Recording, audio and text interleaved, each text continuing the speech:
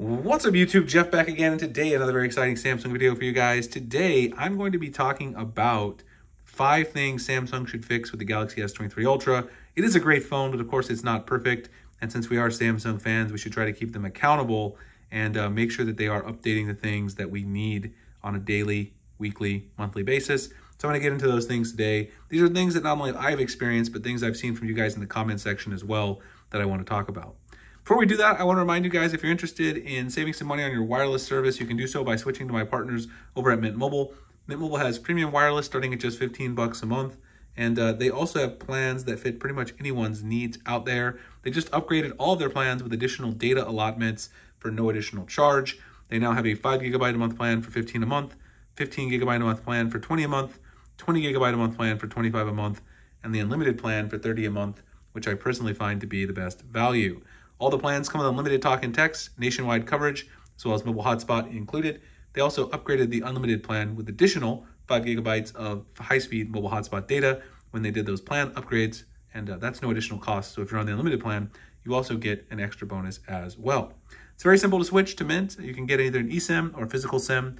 They also send you out a physical SIM tool, so you can pop out your old SIM, pop in the Mint SIM, and let the savings begin. I've been using this for about 7 months here in the Phoenix area as my main SIM, and I absolutely love the service. If you guys are ready to give it a try, all you got to do is go to my link, mintmobile.com/Springer. It's also in the pinned comment description. Sign up for any 3-month Mint Mobile plan. Also, if you do that today, you get in touch with me via Twitter DM or on email. I'm going to send you out a free smartphone case of your choice, just like my Kadabi sheath here. Any smartphone case brand that you want, any phone. It doesn't have to be a Samsung or S23 Ultra. mintmobile.com/Springer to sign up today. Get in touch with me and I'll get you guys that case out. We do appreciate Mint for being partners with the channel. So let's go ahead and talk about these 5 things. These are 5 things that not only have I noticed, but also other people have pointed out to me in the comment section, or that I've seen online from you guys on Twitter, tagging me with issues you've had with your S23 Ultra.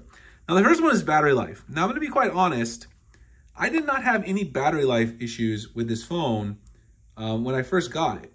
But the last couple updates, instead of making the battery life better, have honestly made my battery life a little worse. You can kind of see here, if you look here, my battery life is not that great. I use Android Auto wirelessly, which is, definitely a huge battery drain. I've got about almost 80% left, I guess, here, but it's only 11 something in the morning. And I've been getting to the end of my day, which is around midnight most days here, Arizona time. And I usually have only about 15 to 20% left, which if I wanted to have a really late night, my phone would die. So this is not, I used to have an extra battery life to carry over to the next day if I didn't charge. That's no longer the case. And you guys can probably see right here that I do use the light performance profile. So I'm using light mode. I do not use adaptive battery. That's because I feel like it really delays my notifications, especially social media. But I have been a little disappointed with the battery life. In the last couple updates, I feel like it's degraded it. I've also heard from some of you guys in the comments saying that that's happened to you as well. So I'd like to see Samsung take into account battery optimization as they make other improvements in the upcoming update, especially the second one that we're supposed to get later in May. Now, this is an update that's definitely been documented that's going to be fixed in the May update. And this is the camera HDR processing issue in certain low light conditions where it kind of blows out your photos. I actually took a photo just yesterday, me and my son here, and you can kind of see this issue a little bit here. Took a photo of my wife and her mom as well right there. See the little peak there.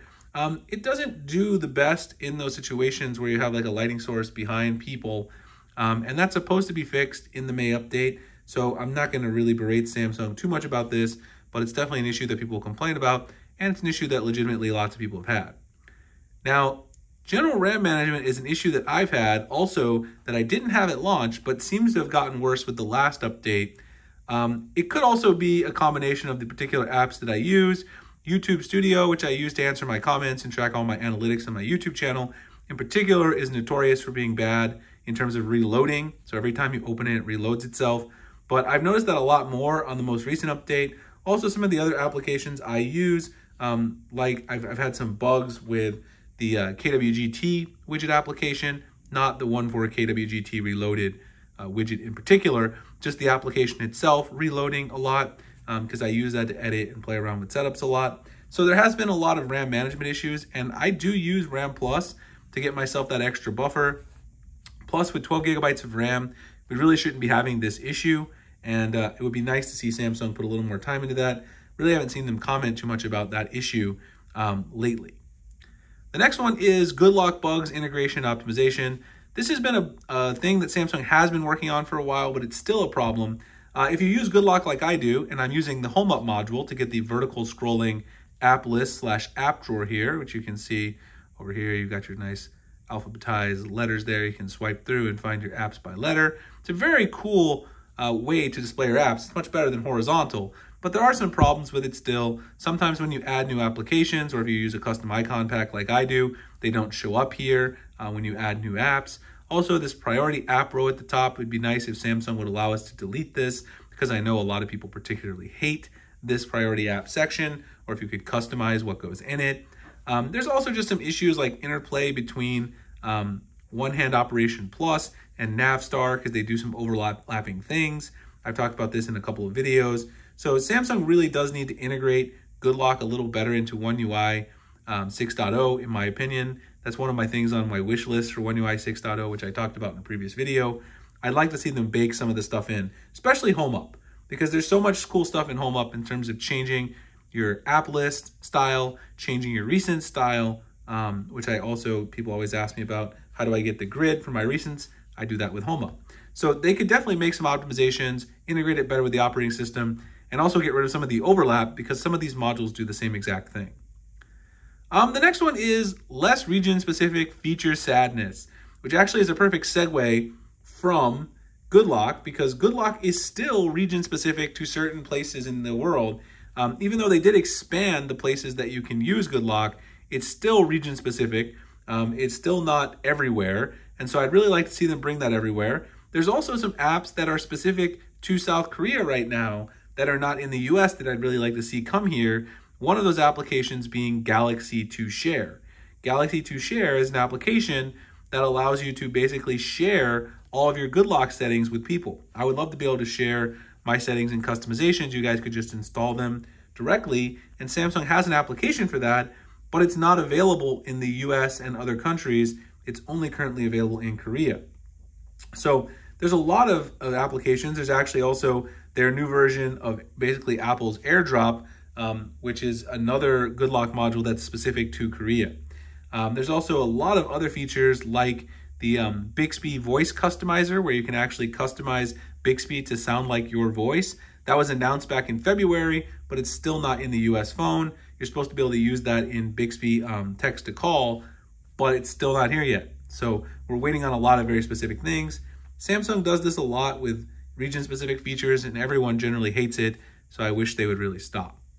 Wi-Fi 6 issues, I haven't had any more since the April update, which was supposed to fix this, but I've still seen some people in the comments talk about having issues on Wi-Fi 6 networks. So it'd be nice if Samsung would look into that, since I have seen a lot of people. I can't speak from personal experience on that one because I haven't had an issue since April, and I do have Wi-Fi 6 on my home network. And then, since I've already mentioned some problems in this video, let me say some things that I think are good that Samsung has done well. First of all, I feel like the display bubble issue in the corners is kind of overblown. I've seen it on some devices. I have 3 different S23 Ultras. None of my devices is it such an issue that it bothers me. And the other place where I'd really like to give Samsung props is that now I've been using this phone for over 3 months, and my oleophobic coating is still holding up really well. Last year with the S22 Ultra, after about 3 months, it started being so terrible that I'd have fingerprints everywhere as soon as I would just pick up the phone and touch it for like 2 seconds. So Samsung seems to have done a better job with the oleophobic coating. I'm hoping that's going to continue and persist. So I'd really like to give a shout out to their hardware team working on the display who really took care of that. So anyway, those are my things I think they should concentrate on. Hope you guys enjoyed the video. If you did, like, comment, subscribe, hit the notification icon, future videos like this. Also, if you guys are interested in saving some money on your wireless and getting a free smartphone case from me, which I'm giving away personally, it says a thank you for you guys trying Mint. Mint is not doing it directly. Go to mintmobile.com/Springer, sign up for any 3-month Mint Mobile plan, send me a screenshot of your order to Twitter DM or my email, and I'll get you out that free case. Appreciate you, Mint, for being partners with the channel, and I appreciate you guys watching. I'll see you in the next one. Thanks a lot.